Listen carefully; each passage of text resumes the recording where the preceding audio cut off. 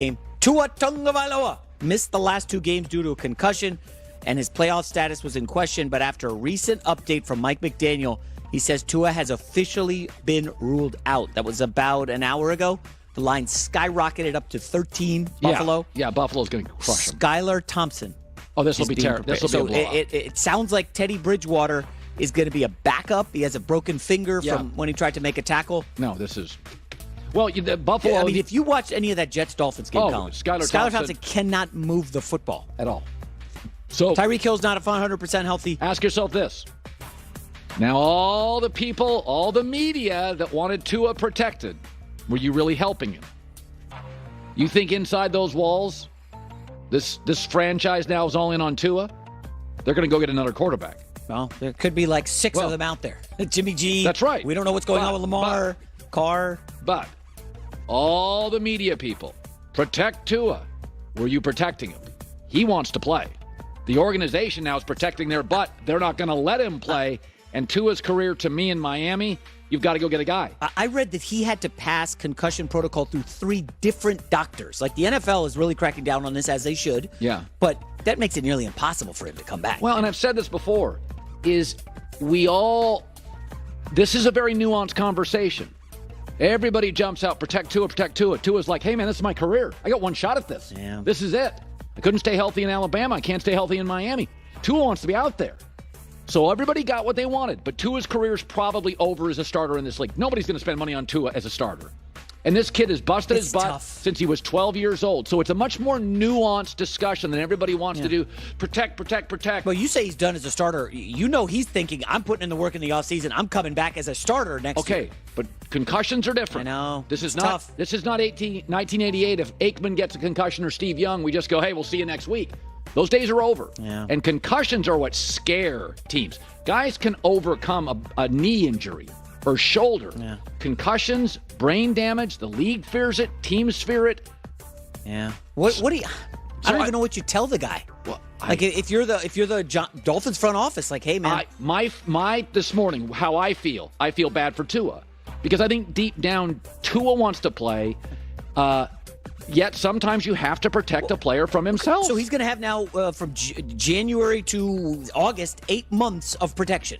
Is that, I mean, talking to the neurologist, is that sufficient time for him to get back on the football field? Of course it is. But the question becomes, who's going to dedicate themselves to somebody who has struggled with this? That's why this conversation is much more nuanced. People want you to believe it's easy. Yeah, black and white. It's not a black and white issue. It's not these players' careers. This is not a journalist. You can be a journalist for 70 years. You can make watches, be a landscaper. You can do a lot. Quarterback, you get one shot to be the guy. Drew Brees is an outlier. And if you get hurt or you aren't dependable, you're out. They'll move on to the next crop of guys. And this is Tua's career, his family, his football, his faith, what matters to him. And so I have sympathy for Tua. I want him protected, but I bet you deep down privately, that kid wants to play. Of course he does, yeah. And by the way, listen, he had a very good run for like 2 months in the league where he was an MVP candidate. Go back to that game in Buffalo. Remember that Miami game in Buffalo? Miami in December. Yeah, outplayed he was the pretty good. Bills. Tua's pretty good. Yeah. I mean, the only chance they had this weekend is Tua. Tua's the only chance they have. Now he's out. And you're right. They need a backup plan going into next year. You can't have this happen again. Right. And so I think these discussions, Twitter makes everything simple. Yeah. Life's not simple. No. Politics isn't simple. Nothing's as simple as the internet makes it. J-Mac with the news.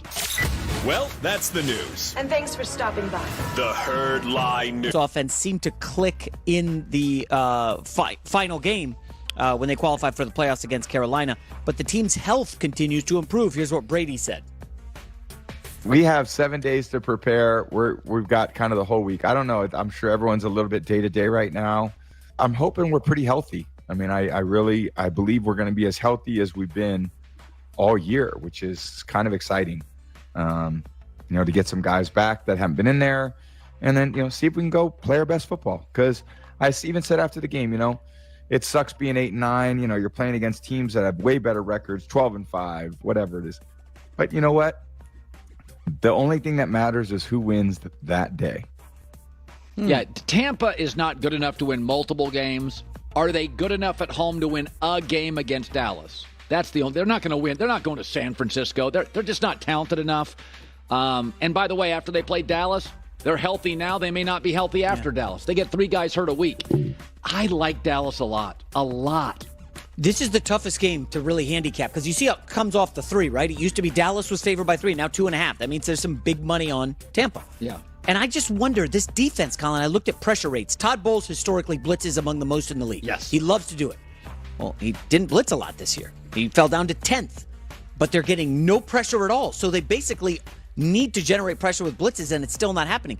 I think Dak could have a real big bounce back this week. I think so. Against a secondary that's a little overrated. I think people are just betting the Tom Brady narrative, right? Like, hey, Tom Brady, he's never lost to Dallas. And it's fun to gin up this McCarthy in trouble stuff. I think my favorite play of the weekend is Dallas. Ooh, that's risky. Well, listen, I don't like big favorites. I do think Buffalo's going to clobber Miami. That's my second favorite. We'll talk about that here in a minute. But Seattle's getting a ton of points. Do I think Seattle uglies it up and keeps it close and loses? Yeah, I don't. A lot of these games, Jacksonville Chargers comes down to, is Mike Williams ready to play? If he starts, I'll take the Chargers. If not, I'll take the Jags. There's a lot of things here hanging.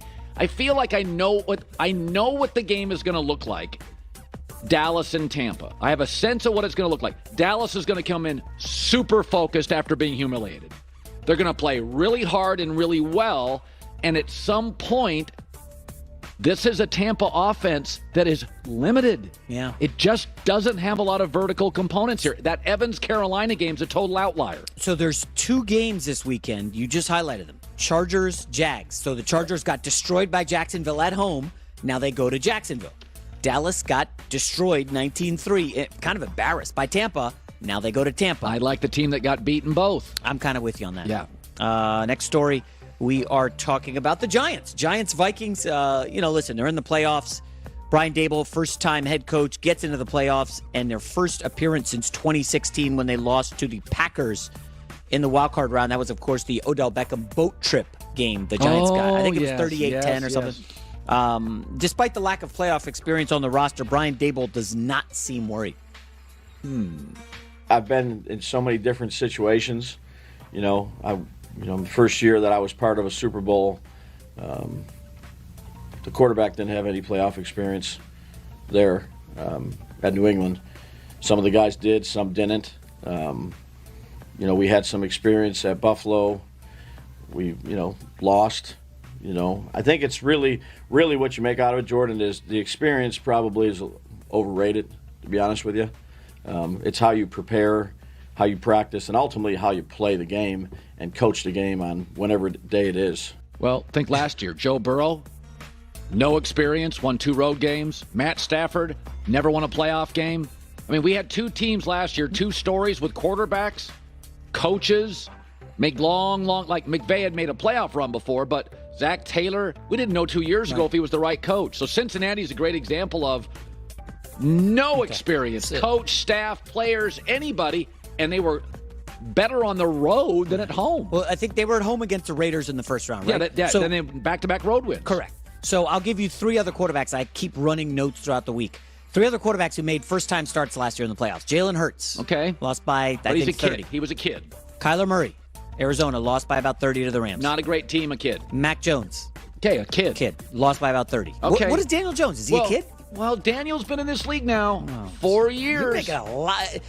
By the way, New York Giants fans are upset that we talk Jets so much. Now we're going to get a lot of Giants this week because they're in the playoffs. This is one of my favorite upset picks of the year, the Giants. But now everybody loves the Giants. That's the problem. And now I don't like them Now as are you much. flipping? Are you flipping in I'm Minnesota? not flipping. I think it's a perfect matchup. I think what they do well, because the Giants' 2 young tackles, Thomas and Evan Neal, are pretty darn good. So Daniel's going to have some time to operate. He'll need it. So the Vikings aren't going to have a great pass rush, nor can they stop the run. I think the ugly Giants offense can ball control this thing with Saquon and Daniel moving. I think it's going to be a low-scoring game. Yeah. I just get to these, high-leverage 3rd downs. 3rd and 7, Daniel Jones. Who are you looking for? Richie James? Who's the tight end, the guy who broke his face and now he's back? I just don't know if anybody outside of Saquon and Daniel Jones can do anything. Well, that's been the story all year, and they're in the playoffs. Yeah. All right. Final story. Another playoff game. Tua